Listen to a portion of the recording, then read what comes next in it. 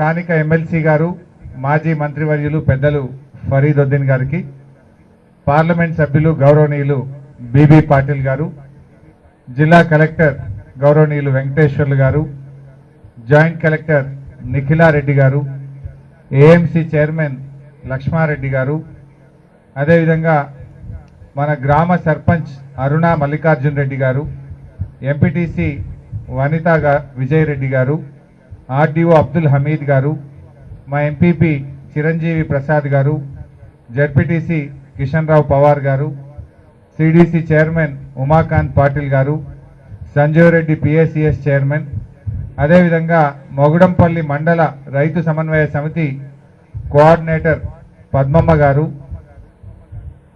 ఈ కార్యక్రమంలో పాల్గొంటున్న మా మల్కాపురం శివకుమార్ గారు, రాములు యాదవ్ గారు, గోవర్ధన్ రెడ్డి గారు, మాణిక్రావు గారు, వైద్యనాథ్ గారు, విజయ్ కుమార్ గారు, నరసింహారెడ్డి గారు, Gouni Shivakumar vice chairman market committee, అదేవిధంగా తాజుద్దీన్ గారు, ధనశ్రీ గ్రామ రైతు సోదరులకు, మీడియా మిత్రులకు అందరికీ పేరు పేరున నమస్కారం తెలియజేస్తా ఉన్నా।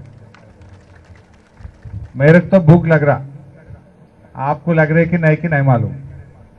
अब फरीद साहब तो एकदम जबरदस्त खाना लगाए बोल के सुना मैं, मेरे को भी लगाए, साथ में आप सब लोगों को मिलके लगाए बोल के बोले। जल्दी खत्म कर लेके मिलके खाना खा लेंगे, बाद में पूरा चेक ले लेंगे, ठीक है। అయితే ఈ రోజు ఏ ఊరికి పోయినా ఒక పండగ ఉన్నది,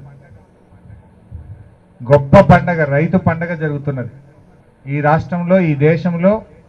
ఈ వారం రోజుల పాటు రైతుల కళ్ళల్లో ఒక ఆనందాన్ని, ఒక సంతోషాన్ని ఇచ్చినటువంటి ప్రభుత్వం టిఆర్ఎస్ ప్రభుత్వం। ఇవాళ మన జహీరాబాద్ నియోజకవర్గంలో 81 కోట్ల రూపాయలు ఈ వానకాలం పంటకు పెట్టుబడి సహాయం కింద మీకు ఇవ్వబోతా ఉన్నాం।